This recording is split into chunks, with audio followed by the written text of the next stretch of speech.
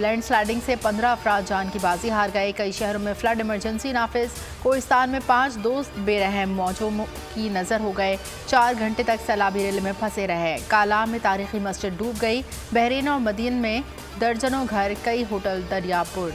यहाँ pre-emptive planning क्यों नहीं होती कि यार हर साल मानसून का सीज़न आता है, बारिशें आती हैं, इंडिया पानी छोड़ देता है, वो ये पानी आएगा, इसको हम कहाँ स्टोर कर सकते हैं, या हम बंद बना सकते हैं, या पानी का रुख आगे पीछे कर सकते हैं।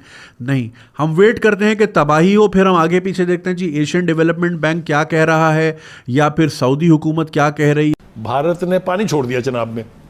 ये तो हमारे यहाँ जो है मतलब एक आम सी बात समझी जाती है कि जी हिंदुस्तान हमारे चनाब में पानी जितना भी आ रहा है, जितना भी आता है, वो हमारा अपना है। अच्छा, इसलिए कि चनाब के ऊपर पानी रोकने का इख्तियार इंडस बेसिन ट्रीटी के तहत भारत को नहीं है।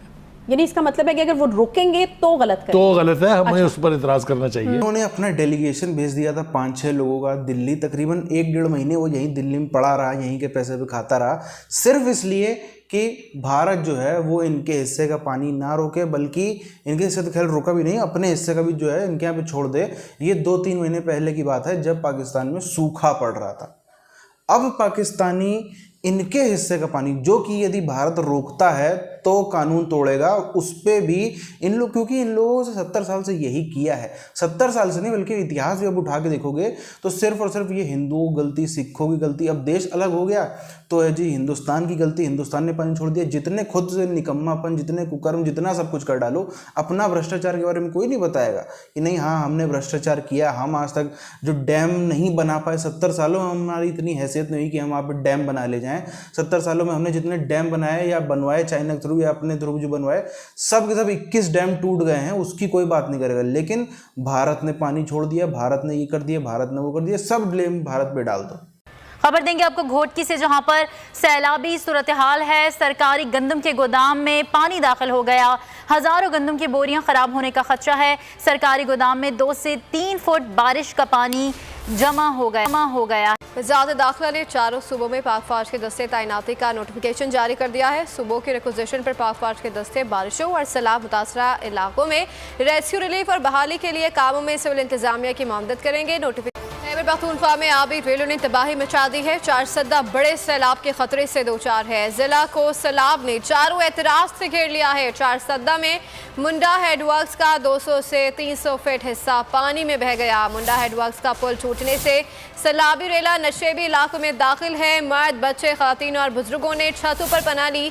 4 सद्दा मोटरवे को आवाम के लिए खोल दिया गया। सैलाब मुतासरीन खुले आसमान तले मोटरवे पर मौजूद हैं। इस वक्त मैं मौजूद हूँ दरिया ख्याली के किनारे, जहाँ पानी का बहाव इंतहाई तेज़ है। मेरे साथ आप देख सकते हैं कि ये जो नज़ारा है, पानी का बहाव इंतहाई तेज़ है, जहाँ से गाड़ियों का आगे जाना भी मुमकिन नहीं है। इसलिए ये वही हालात है जिसकी वजह से ऑपरेशन में खलल आ रहा है और ऑपरेशन नामुमकिन बन रहा है। रेस्क्यू और दीगर टीमों ने अपनी जानतोड़ कोशिश की है कि वो किसी भी तरह जो यहाँ पर फंसे हुए लोग हैं उनको निकाल दे। लैंड स्लाइडिंग से 15 अफराद जान की बाजी हार गए। कई शहरों में फ्लड इमरजेंसी नाफिज। कोहिस्तान में 5 दोस्त बेरहम मौजों की नजर हो गए। 4 घंटे तक सैलाबी रेल में फंसे रहे। कालाम में तारीखी मस्जिद डूब गई। बहरीन और मदीन में दर्जनों घर, कई होटल दरियापुर। बलूचिस्तान का पाकिस्तान से राब्ता मुनक़ता। सड़कें पुल तबाह, फ्लाइट ऑपरेशन मअतल, रेलवे ट्रैक डूब गए। शहर शहर सैलाब, गली गली पानी। मिट्टी के कच्चे घर पानी में बह गए। हर तरफ तबाही की दास्तां। हजारों देहात डूबे हुए हैं। मकानात, सड़कें, पुल मुकम्मल तबाह। हैदराबाद, सक्खर, नवाबशाह समेत दीगर अजला में अब तक सूरत हाल बहुत सारे ख़ानदानों के साथ हुआ है।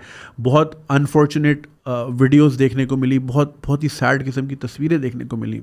और बहुत अफसोस की बात है कि मीडिया पे वो कवरेज नहीं है, क्योंकि गरीब लोग हैं, गरीब लोगों से इतने क्लिक्स नहीं आते। हाँ, अगर कराची का पॉश इलाका डूबा होता तो ज़ाहिर है उसके नंबर्स ज़्यादा आते हैं, तो वो ज़्यादा उसको कवरेज मिलती है। और मुल्क हमारे जो सियासतदान हैं वो अपनी सियासत में लगे हुए हैं, कौन आ रहा है कौन जा रहा है इस बहस से ही नहीं बाहर आ रहे। और लोगों की तमाम कुल कायनात जो कुछ भी था उनका वो लुट गया, बर्बाद हो गया, लेकिन किसी के कान में जू नहीं रेंग रही। इसके साथ साथ रेलवे को भी सख्त मुतासर किया है। रेलवे निज़ाम दरहम बरहम हो कर रह गया है। से पहले बलूचिस्तान में जो बारिशें हुई थी उसमें ही पहले सखर कोटा जो रेलवे ट्रैक है उसको नुकसान पहुंचाया था, मगर हालिया बारिशों ने उसे मजीद तबाह कर रख दिया है। तो कोटा और सखर के ट्रैक पर आमदोरफ्त जो ट्रेनों की है वो बिल्कुल बंद की गई है, जबकि कोटा और सखर के अलावा लाड़काना कोटरी का जो ट्रैक है वो भी मुकम्मल तौर पर कई जगहों पर उनको भी नुकसान पहुंचा है, वहां भी रेलवे ऑपरेशन जो है वो बंद है। बस एक रिवायती हेलीकॉप्टर का नज़ारा और वो लंबे बूट और बस ये इमदाद और वो इमदाद वाली बयानबाजियों से हम बाहर नहीं आ रहे।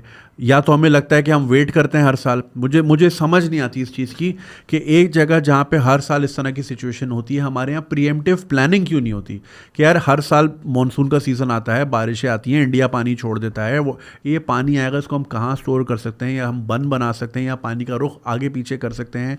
नहीं, हम वेट करते हैं कि तबाही हो, फिर हम आगे पीछे देखते हैं जी एशियन डेवलपमेंट बैंक क्या कह रहा है या फिर सऊदी हुकूमत क्या कह रही है। जो सैलाब मुतासरीन हैं उनको एक वक्त का एक लुकमा खाना नसीब नहीं होता, तो वाक़तन बेबसी का इजहार क्यों नहीं करेंगे? क्योंकि ज़ाहिर है कि यहाँ पर हमारा फोकस मोस्टली ये रहा है कि सिक्योरिटी किसकी कितनी होनी चाहिए, किसका प्रोटोकॉल कितना होना चाहिए, किसको पुलिस से कितनी सिक्योरिटी मिलनी चाहिए, किसकी गाड़ी ज़्यादा महंगी होनी चाहिए।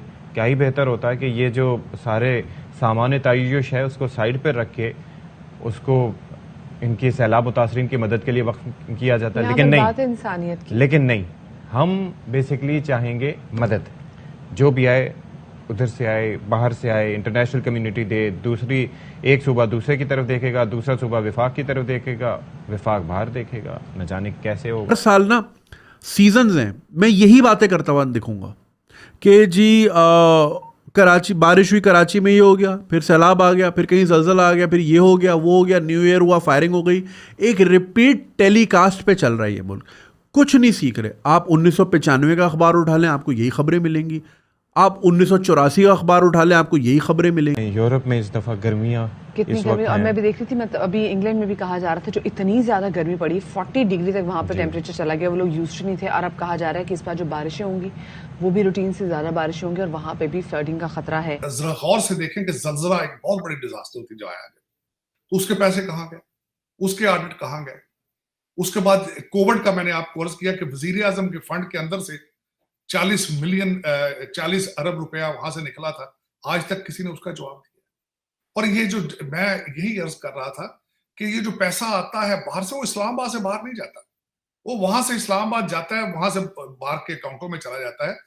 मैंने इस तरह नहीं देखा था कि सूबे एक दूसरे के सामने खड़े हो जाए। और इस सारी डिवाइड जो है इस वक्त, उसमें वो हमारे रियासत मदीना के हैं, लेकिन अदारे मजबूर, अदारों मुझे समझ नहीं आती, कोई अदारा है भी पाकिस्तान के अंदर नहीं, वो इनके बनाने वाले, मेरा मकसद वो किधर चले गए, मेरी समझ से बाहर कि इस वक्त मैं हमेशा सारी जिंदगी समझता था कि एस्टेब्लिशमेंट स्ट्रांग है, एस्टेब्लिशमेंट पाकिस्तान को बचाएगी। आज मुझे समझ नहीं आती कि वो किधर। इसमें कोई भी शक नहीं है कि पाकिस्तान में भारी तबाही आई है। बलूचिस्तान वगैरह का आप देखो पूरी तरीके से कट गया है बचे हुए पाकिस्तान से। खैर ये एक बड़ी अपॉर्चुनिटी भी है, पर उस पर हम लोग को चर्चा नहीं करनी है। अभी चर्चा जिस मुद्दे पर करनी है कि पाकिस्तान में तबाही तो बड़ी आई है, पर आप देखो जो ये सब पानी भरा हो रहा है, 15 दिन 20 दिन 1 महीना 1.5 महीना, ये आज नहीं तो कल पानी निकल जाएगा।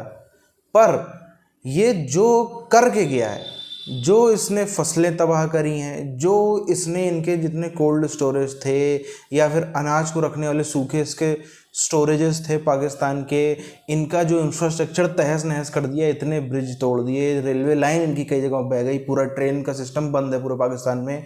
इनके यहाँ पे क्या क्या नहीं हुआ है, जो खाली इंफ्रास्ट्रक्चर का यदि जोड़ने बैठे तो वही बिलियंस में पहुँच जाएगा जितना इंफ्रास्ट्रक्चर नष्ट हो गया है पिछले 1.5 महीने की भारी बारिश में।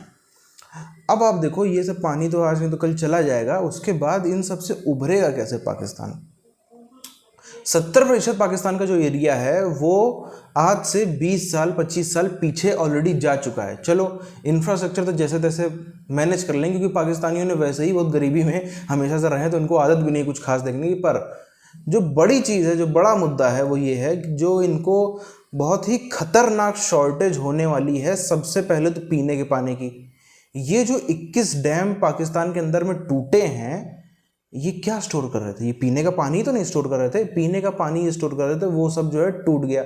उससे बाढ़ भी ज़्यादा आई, पहली प्रॉब्लम, उससे तबाही मची, वो तो चलो पहली प्रॉब्लम है। दूसरी प्रॉब्लम तो बड़ी ये होने वाली कि उससे पीने का पानी इनके पास में अगले साल की बारिश तक में इनको लाले पड़ जाएंगे। पहले भी आप देखो, जब ये डैम थे 21 डैम, तब पाकिस्तान में इतना ज़्यादा जो है वो ड्राउट की और सूखा पड़ने की स्थिति रहती थी। अब तो क्या ही होगा भगवान जाने।